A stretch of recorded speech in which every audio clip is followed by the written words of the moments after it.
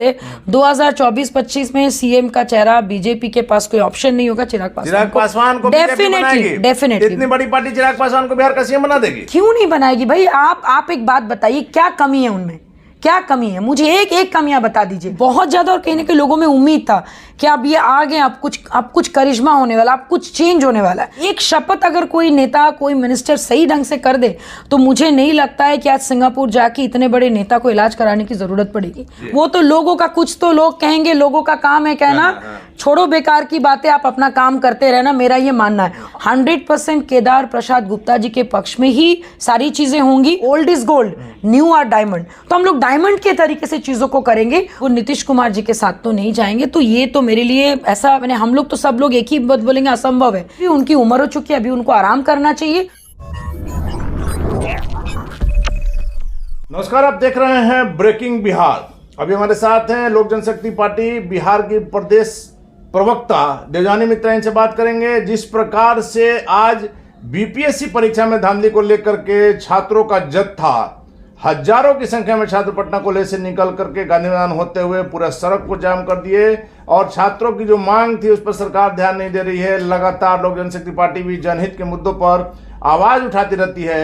वैसे में सबसे पहले देवजानी जी, आपका स्वागत है। और पहला सवाल मेरा रहेगा कि जिस प्रकार से आपने अरवल में आप गई थी, चिराग पासवान गए थे, सारे लोग गए थे, अरवल के रास्ते में मैडम जिस प्रकार का सीन बना, आपने देखा चिराग पासवान को गाड़ी से उतरना पड़ा, लोगों को उत्साह को देख करके उनको गाड़ी की छत पर चढ़ना पड़ा।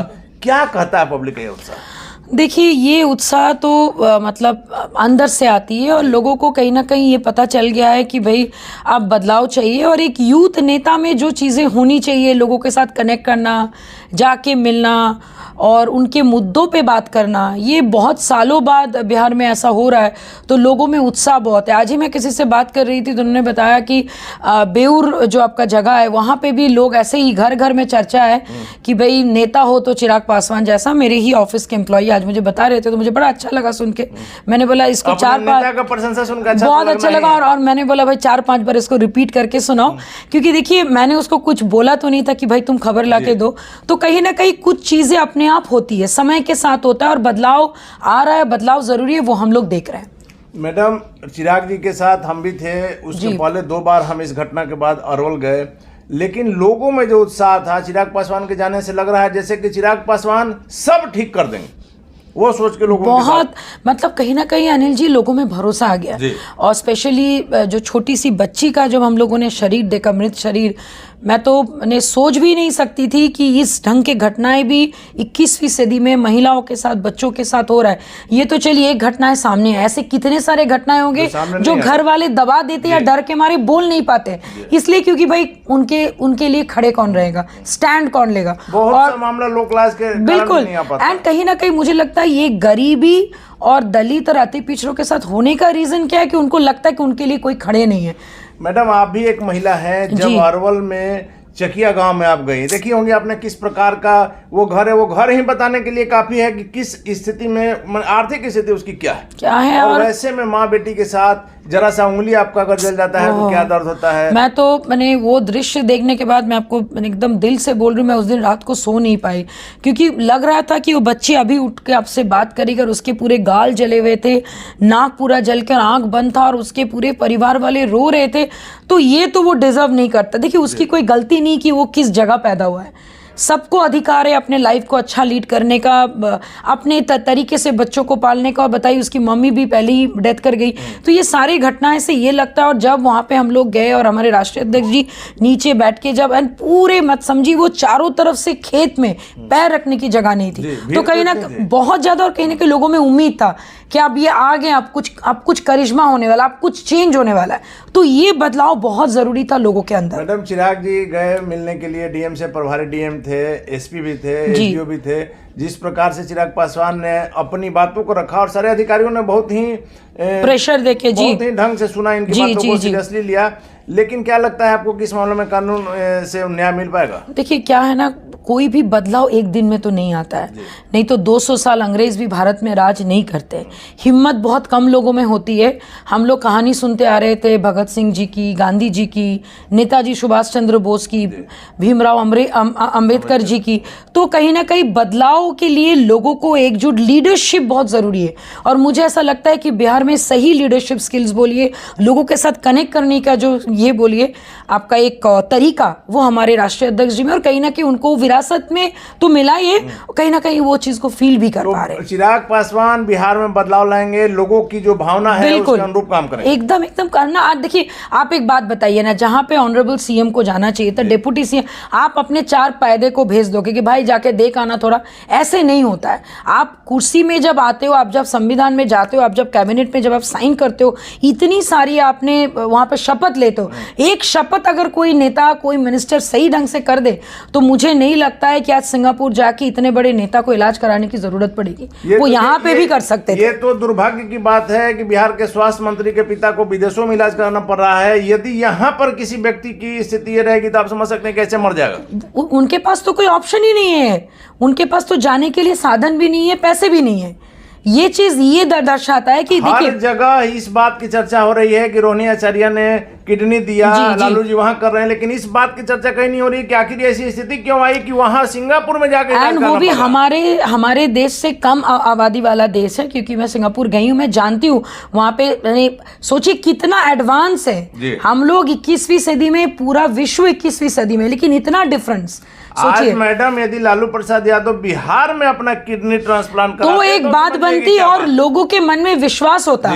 आप ये आम आदमी तक, गरीब आदमी तक ये इन्फॉर्मेशन पहुंचा दियो कि भाई अगर आपको कुछ होगा तो यहाँ पे कुछ नहीं हो सके। हैट्स ऑफ टू और डॉटर, उनकी बेटी के लिए बहुत सम्मान है कि बेटी होकर उन्होंने काम किया। मैडम हवाई यात्रा में ही दिवालिया हो जाती या फिर सोच भी नहीं पाते। लोगों का तो सपना होता है कि भाई मैं पहली बार प्लेन में चढ़ूं, और उसका फोटो खींच के लोग डालते हैं। तो ये तो हमारे देश का, हमारे राज्य का ये हाल है। राज्य का दुर्भाग्य है कि आजादी के इतने साल के बाद स्वास्थ्य के क्षेत्र में, शिक्षा के क्षेत्र में बिहार इतना पिछड़ा हुआ है। कहीं पे कुछ और नहीं। बड़े भाई छोटे भाई का राज रहा 32 साल तक, और अभी ये क्या है ना, देखिए 20 साल 30 साल पीछे जो है हमारे ऑनरेबल सीएम ऑलरेडी राज्य को कर चुके।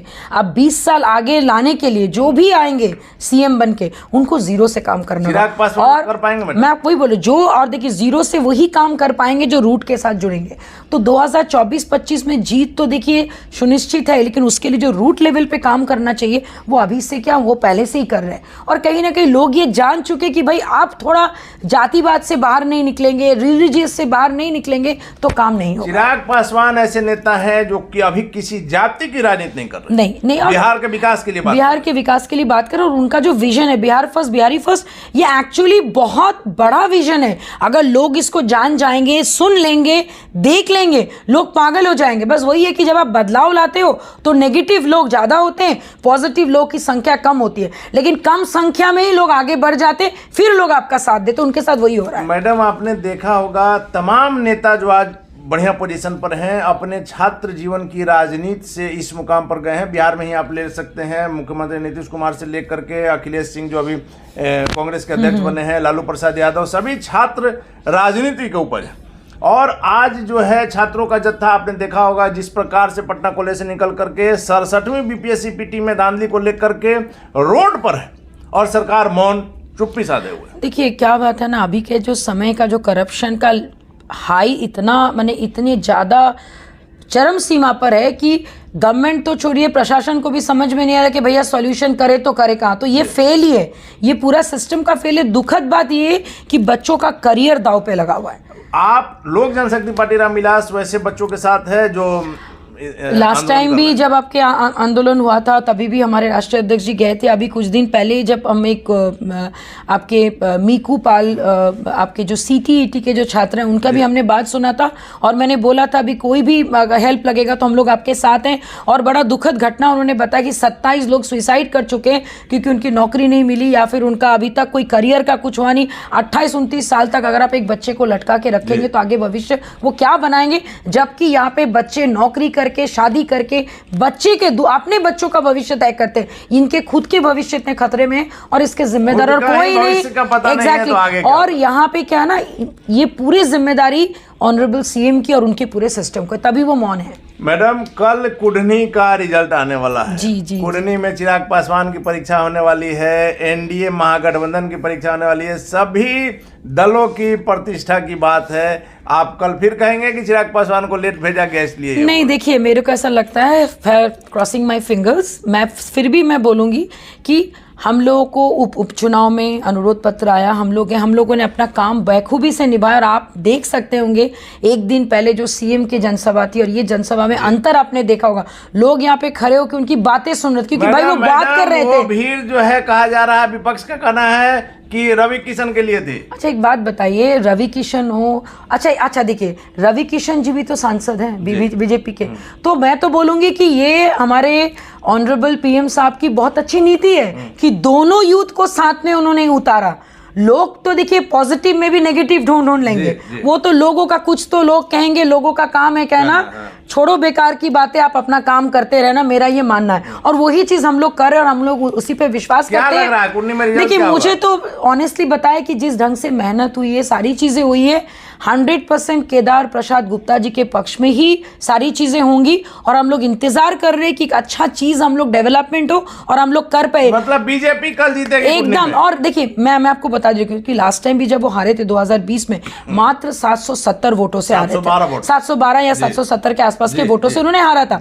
तो अब वो आंकड़ा कम होगा और पता चलेगा कि विपक्ष जो है वो 15,000 10,000 के वोटों से हारेंगे। कल की हार जीत का बिहार की राजनीति पर क्या असर पड़ेगा? देखिए ये तो मैं इतना जानती हूँ कि हमारी पार्टी, हमारे राष्ट्रीय अध्यक्ष जी का वहाँ पे जो उनको जो दायित्व दिया गया था उन्होंने वो पूरी तरीके से निभाया।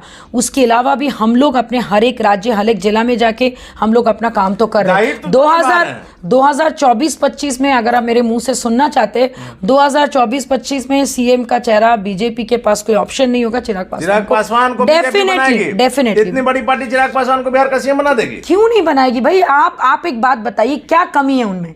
क्या कमी है? मुझे एक कमियां बता दीजिए, क्या कमी है? वो मेहनत करे, लोगों के साथ मिल रहे हैं, जा रहे, एक विजन लेके चल रहे हैं।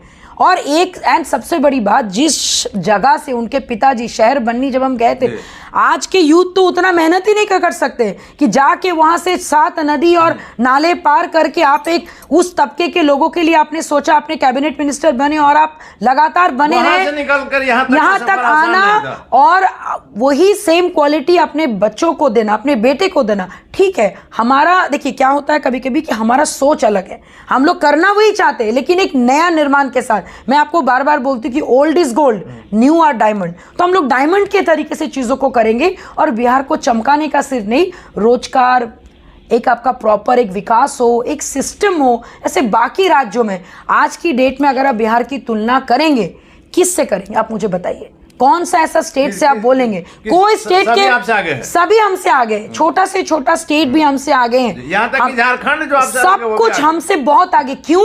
क्योंकि वो लोग विकास की बात कर रहे हैं, हम लोग यहाँ पे जाति की बात करते हैं। तो ये चीजें बिहार वासियों को भी समझना होगा। मैडम चलते चलते आखिरी सवाल हमने कहा था, लेकिन चलते चलते आखिरी सवाल ये ले लेते हैं कि सत्ता जो है वो कुछ भी करा सकती है। मुख्यमंत्री नीतीश कुमार को लालू प्रसाद यादव को मिला सकती है, जो कि एक दूसरे के दूर विरोधी माने जाते थे। वैसे में कल के डेट में चिराग पासवान भी महागठबंधन में जा सकते हैं?